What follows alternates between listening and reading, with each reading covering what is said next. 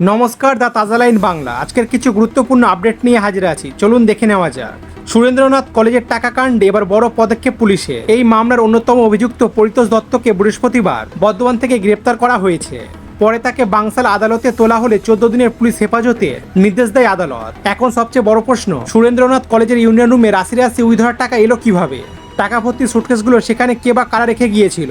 এইসব প্রশ্নের উত্তর খুঁজতেই পরিতোষ দত্তকে জেরা করছে পুলিশ। তদন্তকারীদের আশা, জিজ্ঞাসাবাদে এই রহস্যের পেছনের আরও গুরুত্বপূর্ণ তথ্য সামনে আসতে পারে। পরবর্তী আপডেট, স্কুলের নাম্বার কম দেওয়ার ভয় দেখিয়ে পড়ুয়াদের প্রাইভেট টিউশনে যেতে বাধ্য করার অভিযোগ উঠেছে কিছু শিক্ষক শিক্ষিকার বিরুদ্ধে।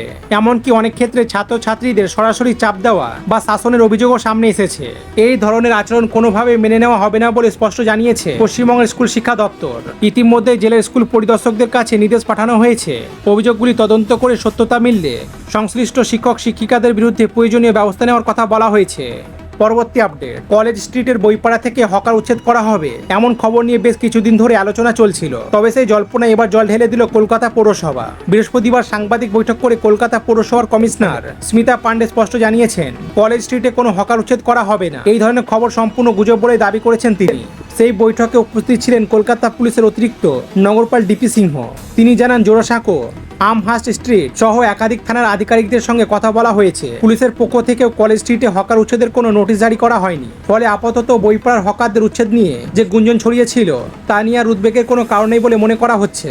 পরবর্তী আপডেট, কাটমানির অভিযোগ ঘিরে উত্তেজনা ছড়ালো মাথা ভাঙার জোটপাটকি এলাকায়। অভিযোগ, আবাস যোজনার ঘর পাইয়ে দেওয়ার নাম করে সাধারণ মানুষের কাছ থেকে 5,000 থেকে 20,000 টাকা পর্যন্ত নেওয়া হয়েছে। এই অভিযোগকে কেন্দ্র করে স্থানীয়দের মধ্যে ব্যাপক ক্ষোভ তৈরি হয়। গ্রামবাসীরা বিক্ষোভ দেখাতে শুরু করলে অভিযুক্ত তৃণমূল নেতা তথা প্রাক্তন সিভিক ভলেন্টিয়ার শহীদুল মিত্রা ভয়ে একটি বাড়ির খাটের তলায় লুকিয়ে পড়েন বলে অভিযোগ। পরে খবর পেয়ে মাথাভাঙা থানার পুলিশ ঘটনাস্থলে পৌঁছে তাকে সেখান থেকে বের করে থানায় নিয়ে যায়। পুলিশ সূত্রে জানা গিয়েছে, এরপর তাকে গ্রেপ্তার করা হয়েছে।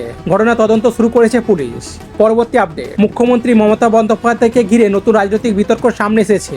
উস্কানিমূলক মন্তব্য এবং দেশের অভ্যন্তরীণ তথ্য প্রকাশের অভিযোগ তুলে তার বিরুদ্ধে শিলিগুড়ি সাইবার ক্রাইম থানায় একটি এফআইআর দায়ের করা হয়েছে। অভিযোগে বলা হয়েছে, গত 2 জুন রানী রাসমণি রোডে একটি জনসভা থেকে বাংলাদেশে ঘটে যাওয়া একটি হত্যাকাণ্ড এবং দেশের স্বরাষ্ট্র মন্ত্রককে নিয়ে তিনি কিছু মন্তব্য করেছিলেন, যা নিয়ে বিতর্ক তৈরি হয়েছে। এই ঘটনাটাকে কেন্দ্র করে রাজনৈতিক মহলে জোর চর্চা শুরু হয়েছে। পরবর্তী আপডেট, সৌরভ গঙ্গোপাধ্যায়ের নিরাপত্তা ব্যবস্থা নিয়ে নতুন করে আলোচনা শুরু হয়েছে। প্রাক্তন ভারতীয় ক্রিকেট অধিনায়ক সৌরভ গঙ্গোপাধ্যায়ের নিরাপত্তার পরিবর্তন আনা হয়েছে বলে দাবি করা হচ্ছে। বিভিন্ন প্রতিবেদনে বলা হয়েছে, তার নিরাপত্তা ব্যবস্থা আগের তুলনায় কমিয়ে দেওয়া হয়েছে এবং নতুন করে তা পর্যালোচনা করা হয়েছে।